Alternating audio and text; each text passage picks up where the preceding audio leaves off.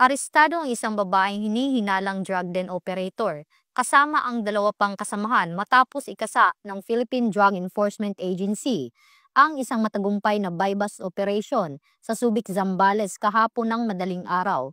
Kinilala ang mga sospek na sina alias Biloy, 49 anyos, alias V, 54 anyos at alias June, 23 anyos.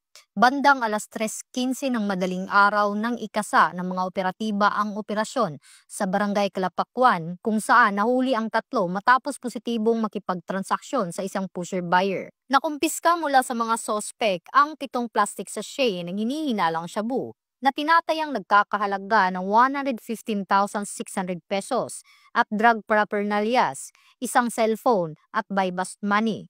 Kakaharap ngayon ang mga narestong sospek sa kasong paglabag sa Republic Act 9165 o ang Comprehensive Dangerous Drugs Act of 2002.